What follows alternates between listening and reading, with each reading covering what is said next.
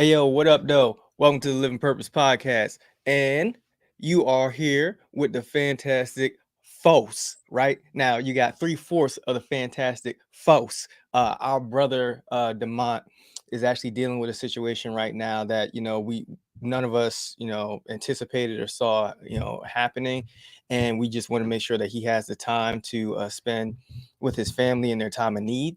So our thoughts and our prayers go out to our brother Demont as he deals with this trying time. So this is not going to be a long podcast tonight. This is going to be a shorter one because we just want to pay respect to our brother and allow him to have time with his family. And we'll talk real quick, and then we're gonna go ahead and we're gonna end this one earlier than we normally would. So of course, we got my guy Cornelius Shackelford, also known as Cornelius, the CEO. I like to call him the mad scientist, right? And then of course now below, I don't know where he is on your screen, but below me, we got my guy Logan. Why be normal? Why be normal when you can be extraordinary? My God, that's my brother right there, right? So listen, and then of course, and then there's me, yeah, Brad. They call me B-Rad. Then there's me. So when I was thinking about this podcast and this week and everything, you know what? Before I even get into all that, just like my thoughts on things, let me just check in with y'all real quick. Hey, Cornelius, what's going on with you? How's your week been? Oh, you muted, bro. Yeah, my bad. Apparently, I need headphones for this mic. So, What? No, you gotta change the setting on the laptop so that the sound comes out of the speakers in the laptop. We will handle that another day. yeah, we'll do that another day. But yeah, man, it's been great, man.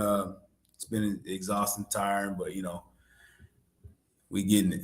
You know what I'm saying? So, grateful. I love everything that's going on in life right now. I said you just finished up a program, right? Yeah, I just finished up the program and hired 3 new people today. So yeah, Sheesh. we moving. So I'm just excited, about what we got going on, and man, we're gonna keep pushing. That's what I like to hear. Listen, I didn't hire 3 new people. I have not done that, but so I gotta give credit where credit is due. Normally somebody say I hired one new hire. Somebody say I hired 3 people. All right, Steve Jobs, like just giving out jobs, right? Hey, Lo, I know you muted and everything, but unmute yourself and tell us how your week been. Man, always, man. Y'all know I just be grateful, man. More so than anything, and especially being in the season that I'm in. Just grateful. Mentally, I'm at a 8. Um, physically, no, mentally I'm at a 9. Physically, I'm at a 8. Spiritually, I'm Teflon right now. Um, and it's just like, bro, I'm grateful, bro, because the position that I'm in and the opportunities that are coming available and that are coming up. um bro, I'm great, bro. I'm just ready to execute. That's the biggest thing for me. Word. That's what's up. This week has been good. Like my spirits are definitely high. Um, I mean, physically, I was a little drained because I had a trip, had to fly out to Arizona and had to do a school takeover, and then I flew back that same night on the red eye to just get back to my wife and get back to the baby as soon as Right. possible. And that puts a lot of wear and tear on the body, just being up and for that long, and the time differences and everything like that. But everything went well. The event went well. The students were receiving of the message. The educators were receiving of the message. The parents were receiving of the message, as well as the incoming freshmen. So it was good all around. Like I had a great time. I enjoyed being out in Arizona, and the area was beautiful. Like the school I was at, it looked like Sweet Valley High. I was like, bro, like what's going on out here? Like y'all got money. And then I was like, that's crazy. I ain't never seen nothing like this. But no, it was good. And I was able to get home, and thankfully, my wife, as soon as I came in, hit the door, she was just like, man, go take a shower and go get some rest. Like when you wake up, then you can take over with the baby. And I was like, oh man, thank God for that. So, just took a nap, took a hot shower and everything like that. Got to rejuvenate, and now we back at it. And then tomorrow morning, I'm hopping on another plane. I'm heading out to Tampa. So we working, we working. Let's So get it. what'd you say? Oh, you said let's get it. Get it. So with that being said, oh man, I was with my videographer that I had out in Arizona, and man, good dude. Shout out to my guy Dom in 204 production or 204 film. Great dude out there in Arizona.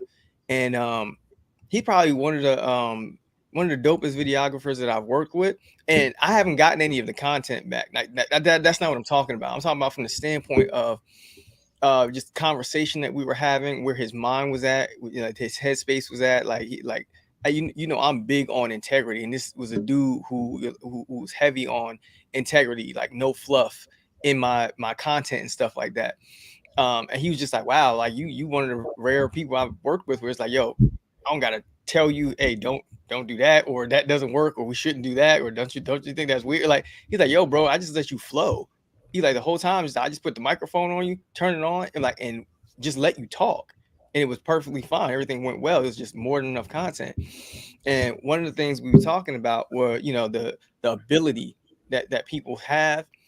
And for some people, it's not that they lack the ability to to do great things. They have the ability and they have the talent, but they just don't have the necessary work ethic, I would say, that goes along with it.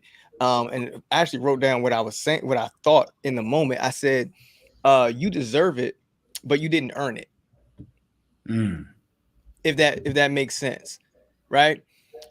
Here's why I say it that way. And y'all know, if y'all listen to this, with this podcast, we grounded in faith, right?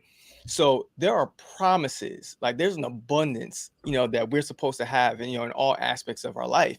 So to say you don't deserve it, I believe is wrong. You deserve an abundance, you deserve greatness, you deserve success and happiness and all that, but you haven't earned it.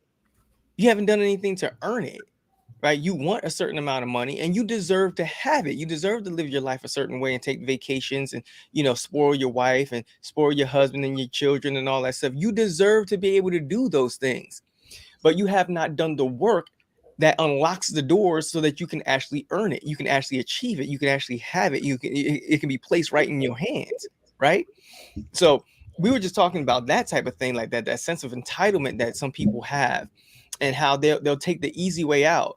We talked about it before, how you have these speakers that are out here, these different entrepreneurs that are out here, and they market themselves in a certain way with some of this guerrilla marketing and stuff like that. And you're making yourself look like you're bigger than what you actually are, like you're in more demand than what you actually are. And it's like the whole fake it till you make it situation. And I get it. I understand you want to win, but I said it before and I'll say it again, that I get that many people want to, build their own table because they see, there's so many people who are doing great things. Our mentors, Jeremy, ET, all them, like they doing great things and they have their own table, and they even talk about it. They preach it. They say, listen, build your own table. If you won't have a seat at the table, build your own. But like I said before in the last podcast, I'm cool with you building your own table. I would just really, really, I would really like for you to build your table on some sturdy legs, right? That's my whole thing with that. So I'm not saying you can't have it. I'm not saying you don't deserve, nice things, great things in life, but have you done the work to actually earn it? I don't know. How y'all feel about that? Hey, they hit me. I ain't gonna lie. I felt that. Hit you in your chest? I felt that. I ain't gonna lie. I was like, bro, oh, that's deep. I even wrote it down. I said, oh, I gotta say that. Oh, but just give me credit twice, and then you Yeah, have I give you credit twice. But yeah, man, I love I love it because some people we might think is arrogant, but it's not, bro. Like so many people out here are trying to win, and they truly going about the wrong way, or they trying to win and they just feel entitled, like you said, they just feel entitled to the prize without going through the process. Right. And that's on a big scale to a small scale. I'm talking about like to little league. You know what I'm saying? Like like I've my kids are playing baseball right now, right? And they 9 and 10. My son's 9 and 10, and man, just to watch the process. There's a guy, one of the parents volunteered because they didn't have nobody to volunteer to coach, and the guy volunteered, and a lot of the parents are like, riding him hard, like, man, like, we feel like it should be different, or you should do this, or you should do that, but nobody really knows or understands what he should be doing or how he should be doing it. But it's easy to judge. It's easy to drop your kid off and just just want the best, right? You want the absolute best. But when you say you deserve it, but you haven't earned it, you know what I mean? Like it goes to just the smaller stages. Like we talk about it at a big level, but like just something like that, just something as simple as that. Like absolutely, your kid deserves the best. Absolutely, we want him to be the best he possibly could be, but he hasn't earned it yet. Right? You got to put in the reps. He ain't caught enough balls. He ain't been to enough practices. We missing practices, and we expect him to be phenomenal on game day. You know what I'm saying? No game was ever won in the game. So you know what I'm saying? Like they deserve it, but they haven't earned it yet. You know what I'm saying? So I just want to break it down to the most simplicity of the process, because like this is such a deep and profound statement, and I know that we talk about it in a state of entrepreneurship, but like it can translate to any phase of anyone's life, to a 9-year-old, to the parent, to the coach, to speaking on stages for hundreds of thousands of dollars, right? You just gotta understand that no matter what you deserve, you still gotta work for it. You still gotta commit to it. It's still stuff that gotta be done. So no matter if you deserve it or not, it don't matter if you ain't willing to work for it. Because if you ain't willing to work for it, it ain't yours. You know what I'm saying? Like it ain't yours. And somebody else as willing to work for it is gonna come through and take it. That's how the world works.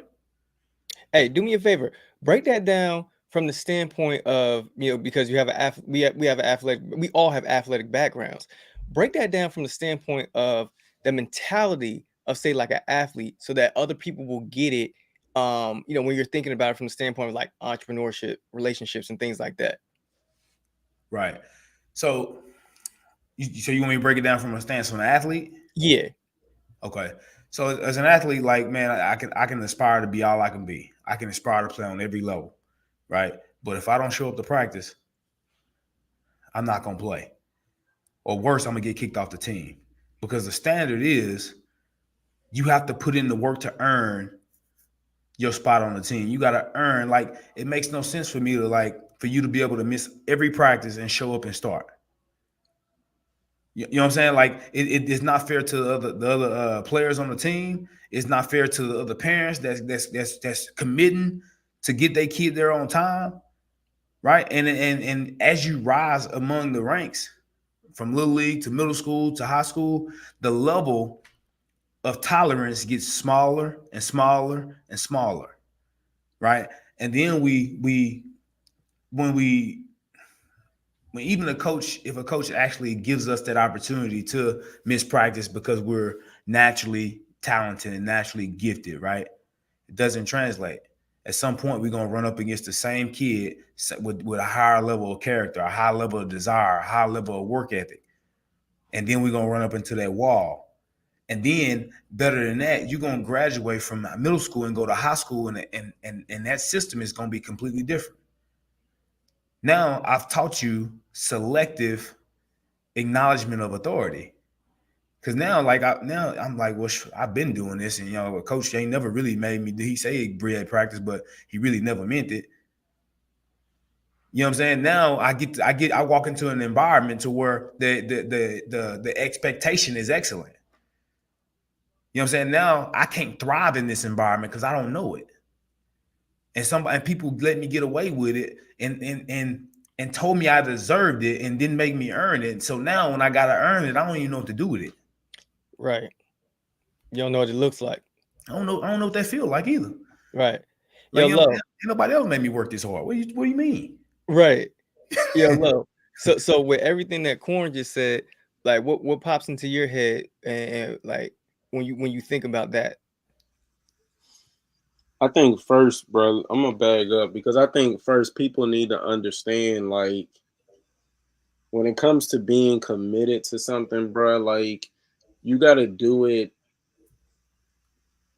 You have to do it the times and the moments when you don't feel like it, right? And a lot of times, what happens to people, bro, is that they ghost their commitments because the reason why they ghosting their commitments is because they telling you they gonna be committed when it feel good. Hmm.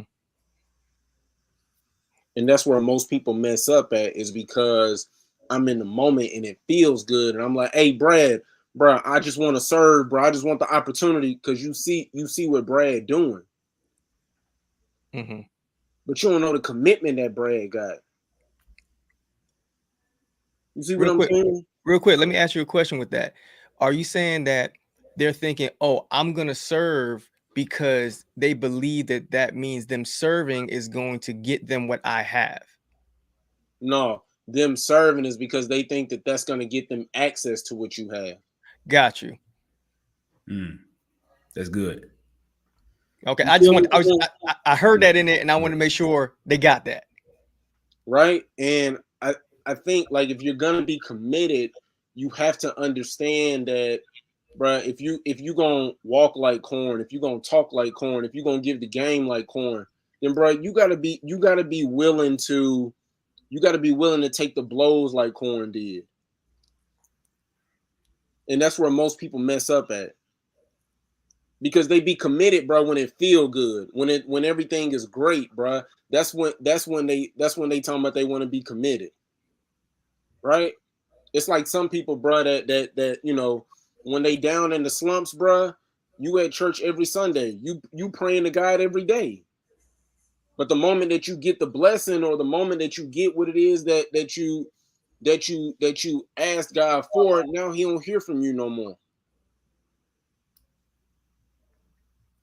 So, bro, I need people to understand, like, bro, if you're gonna be committed to something, bro, then you got to go through what those people go through, right? Because you got to be willing to be uncomfortable. Like, we say this all the time as speakers, like, you got to be willing to be uncomfortable. Like, don't get me wrong, like, comfortable is a beautiful place, but nothing grows there but complacency. Hmm. And if you like being complacent, you like being average, right? Then, bro, stay there. But don't be hitting us up talking about some, bro, I love what you're doing and I want to be great. And, bro, you trying to be complacent. I don't walk around with people that's trying to be average, bro. I walk with giants, bro. Bro, I walk with guys, bro, that's out here really getting a bag, bro. They not just talking about it because it sounds cool. I'm out here, people, bro, that's really changing the trajectory of their family, bro, and loving on their wives like they supposed to, bro. I'm out here with people, bro, that's like, yo, hey, Lo, bro, did you do X, Y, and Z? No, bro, bro, what you doing? I thought you told me you wanted to hit. I thought you told me you wanted to hit six figures. So what you doing? They holding me accountable. And where most people mess up at is because, bro, when it feel good, bro, that's the only reason why they talking about they committed. Oh, I'm making $20,000-$30,000 a month, and I'm talking about, oh, but what about the time? What about the time when I ain't getting that one gig, bro, for 3 or 4 months, bro? I was still calling schools then. You see what I'm saying, bro? And that's where most people mess up at. And so I think, like, yo, like, for me and everything that was Corn was saying, like, bro, if you're gonna be committed, you gotta do it no matter what it looks like. No matter how uncomfortable you are, no matter how frustrated you are because you're not getting any type of engagements or phone calls or people not supporting you or rooting for you, like, bro, you still got to continue to persevere and move forward. And so if you serious about it and you committed about it, right? Now it's like, okay, Now I can run with the Brads. Now I can run with the Corns. Now I can run with, you know what I'm saying, the DeMonts and the Logans and the Jeremys and ETs and stuff like that because I'm committed to it. But you ain't gonna never get to that level because most people, bro, they like being complacent. Because that's what, bro, most people like being at the bottom of the barrel, bro, because it feel good. That's where a lot of people at. Yep. It's a crab in a bucket mentality. Let me give them something real quick, Lo. Because like this is what happens when you complacent and when you don't have no commitment. Right? Eventually the people that you care about, the people that you're trying to run with, they're gonna outgrow you. Right? Like and this goes for even back to even the little league kid and the parent, right? Like I've coached and I've trained at the highest levels, from the pros to college, all the way down to 8 years old. And I can tell you when people are evaluating and coaches are evaluating kids, they're not only evaluating the kid, they're evaluating their environment. Man, that kid is a phenomenal player, man, but his mom, I don't know if we can deal with her. She might be a cancer to the organization. So let me put it to you this way. What happens when the kid outgrows the parent's character? Mm. What happens when the kid outgrows the character of the parent? Right? So I'm telling you that you can lose the people that you think depend on you. But it's deep. So complacency, commitment, like the changing of your heart and your character, and like evaluating yourself, bruh, it's different and it's tough. And the people that really want more out of life, they not waiting on you because they actively moving toward what they want every single day. And if you can't understand that, they will leave you. You lost. And they're going to be okay with it. I'm telling you from experience, there were people that I had to leave. And I didn't want to leave them. But I had to. I had to create separation between who I aspired to be and the complacency and the stagnancy of people that possibly wanted to come. The double dutch. I think I might want to change, Corn. Man, listen, I've been thinking about it. I've thought about it real tough. And then the next day, it's like, man, I don't know. Oh, cool. All right. The people, listen, the people in the car ain't always along for the ride. Sometimes you might have to get them out your car. Man, it's funny you say that for the people that along for the ride, bruh. I know for me, like that was hard, bruh, because I thought that people that were for me, like it were people that I thought were for me, bruh, but they really wasn't. Yeah. And that's family, that's friends, that's what I'm saying, foes. Like I had to, I had to really like learn to be okay with that. And that was a hard pill.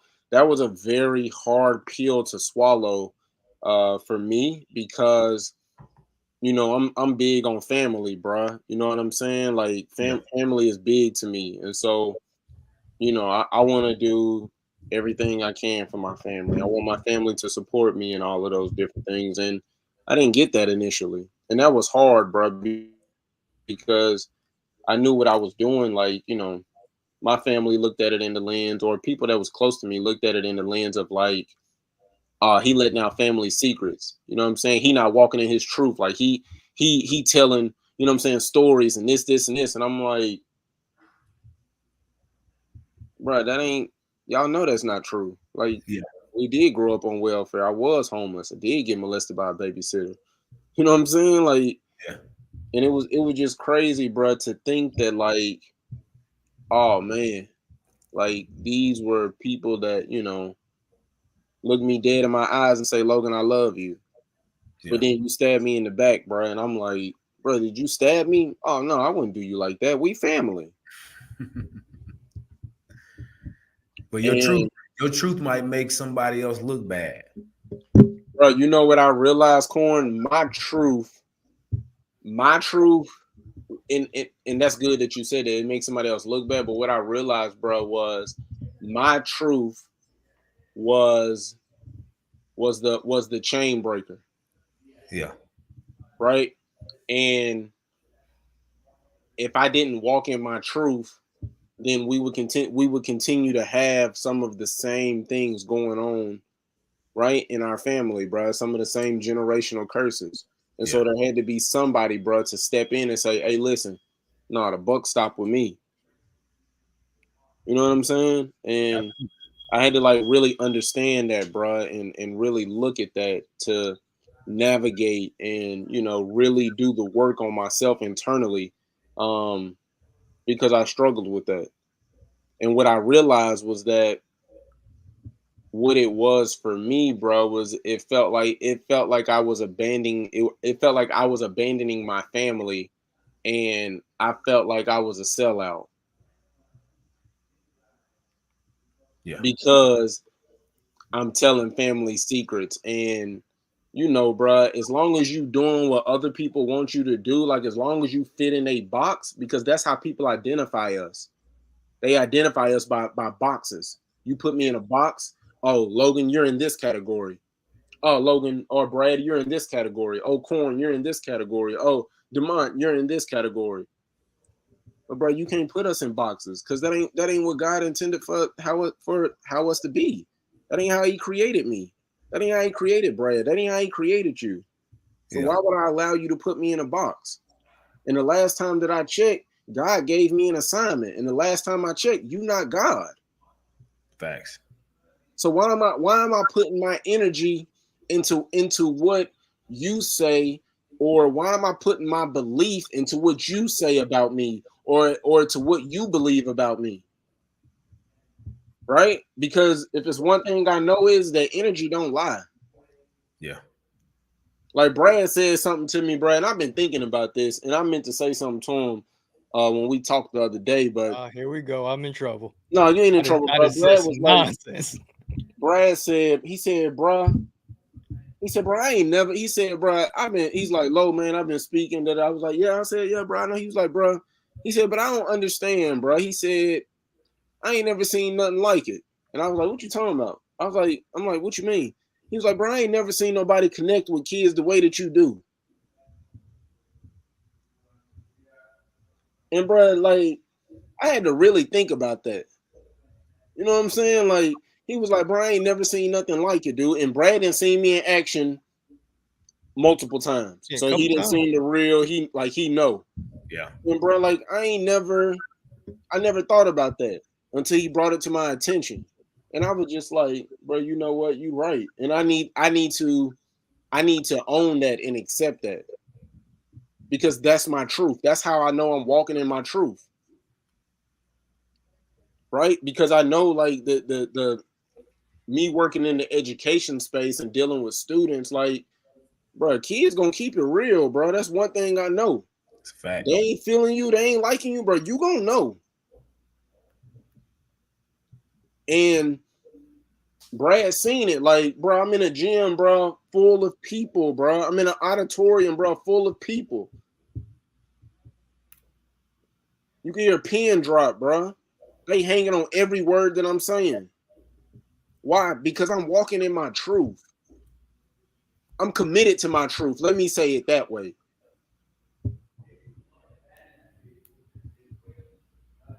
So I'm okay. I'm okay with being talked about. I'm okay with being embarrassed. I'm okay with being laughed at, or what I'm saying, somebody lying on me. Like, I'm okay with that. Because in time, the truth gonna come out. And so, bro, like when you said, like, yo, like you got people in the car that don't want to ride with you, like that, my mind started going and I really started processing. And I'm like, bro, like I experienced that. Yep. I know what that feel like. That's why I'm glad, like, bro, I found my tribe. Like, remember when Brad Corn, remember when we first met? I was like, bro, I done found my tribe, bro. You I done said that. found my people, bro. I done found my brothers. Yo, but the crazy thing about that is I don't know. I didn't know exactly what it was or whatever that made him know it, feel it, understand it, and say it so quick. Because it wasn't a whole lot of time that we had spent around each other. But I guess with experience and just when you grow up as a man and you mature and things like that, you're just like, I know what's real and I know what's not. Like we have some people who, like, I'll put it like this: they will always remain acquaintances. They will never be friends. You ain't never gonna get in the friend category. That boy choosing violence. You hear him, Corn? You're No. never gonna get into the friend. Listen, Logan has held my son. I can count how many people have actually held my son. Logan held my son. Obviously, Cornelius, you're his uncle. You gonna hold my son. Demai, that's his uncle. You gonna hold my son. Like Chris Crumpler, right, has held my son. You know what I'm saying? Like my best friend who I grew up with, Sam Salter, he has held my son. My father, like family members, have held my son. My guy Rashawn has held my son. Like there's select few people that have been able to place their hands upon my son. One of the things that I treasure the most in my life. And I'm protective. So y'all can keep protective. Y'all ain't trust me, bro. You feel me? I already done told him. You, Bro, you ain't got to worry about it. No. You ain't got to worry about it. Right. So here's the thing, because I want to tie it all in. I want to make sure that it makes sense and it ties in with everything. Listen, you deserve great friendships. You deserve a brotherhood, right? But you haven't earned it. You haven't earned it. Here you go, choosing violence again. Right. It's like you cannot come to me saying that you want the same type of relationship, that same brotherhood that me and Lo got, that me and Cornelius got, that me and Demont got, that me and my guy Derek got. You cannot. You can't come out the woodwork, and even though you've known me for years, or matter of fact, you've known of me for years, you don't know me. We ain't never broke no bread. We ain't never sat down and politics and talked and went over strategies and business and things like that. You ain't never cried on the phone with me. Like you ain't never been going through it and I gotta be there for you, or I ain't never been going through it and I gotta call you and you help me work through some stuff. Or like you ain't never came through to my crib. You ain't never flew out to see me. You ain't never spent no time with me and my family and broke bread with that. Like you ain't never called and just been like, yo, how Suge doing? Like, how busy be doing? You ain't never did that. You ain't never did that. You don't care about me. All you care about is what you can get from me. Talk to him, B. Or what you think you can get from me. Because I promise you, I don't know what it is you think I got. I don't know what magic that you think I got. The only thing that I have is a work ethic. And the crazy thing about it is you can have it too. Stay there, cause like, hey, listen, I ain't gonna lie to you. Like right now, I ain't doing no more favors or hanging out with people that I don't want to do. Like, bro, Nathan. You feel me? I'm talking about, like, I talked to my wife earlier. I say, listen, I'm going back to the old me. Like, you know what I'm saying? Like, I ain't doing none of that. I ain't in the look out for everybody phase of life. I'm just not. Like, if you ain't no dog and you ain't want nothing out of this life, do not come around me. Because like I'm in that mode to where I'm grinding. And I don't got time to be, shooting the crap with nobody, hanging out. That, like, bro, I'm not there. Bro, I just told you I hired 3 people today. And they dogs. And that's the only way you can get into this, if you a dog. I ain't hiring no more family members. Bro, dogs. That's it. So, like, bro, you gotta choose. And you gotta choose fast. Whatever you want, you better choose it right now. Because the people that you aspire to be, the people that you looking up to, they ain't gonna stop moving. And if you want to get some mentorship, you better reach out and touch them while they close. Boy. Now you about to go into something. All right. you better reach out and touch them while they close, because I'm telling you, the train is moving and it's picking up speed. Hey, I'll put it like this: you should have got me when all I had was talent. That's it. Yep. Yeah. I know it. I know it. No. Not the talent part. But you should have got me when all I had was belief. Ooh. Yeah. That was That's when the you time. should have got Ooh. me. That was the No, time. I got a wait. I got a better one for you. You should have got me when all I had was potential. All I had was, that kid might be able to do something if he, he tighten this up, he can sharpen that up a little bit, get a little bit of coaching, get a little bit of help. You know what I mean? Work on his brand a little bit, something like that. I don't know, get himself a logo, get himself a little website, maybe an EPK, you know what I mean? A little highlight reel, something like that. He might go somewhere. He might do a couple things. You should have got me then. Yeah, I'm not even interested in potential no more. Can you execute or can't you execute? Right. That's where we at now. I just want dogs.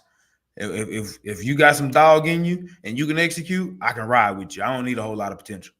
Facts. That's where we at now. So listen, like we said this one wasn't gonna be long, right?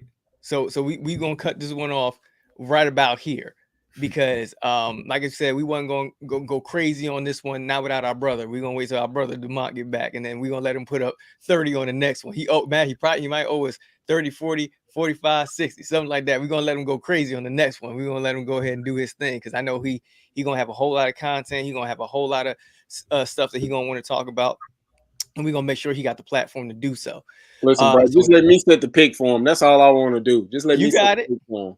You got more experience than I do, so I'm like, you got it. I get it right on out your way. So we're gonna close this thing out. For him. You pass the ball to him. Corn. I got the rebound. All day. See that?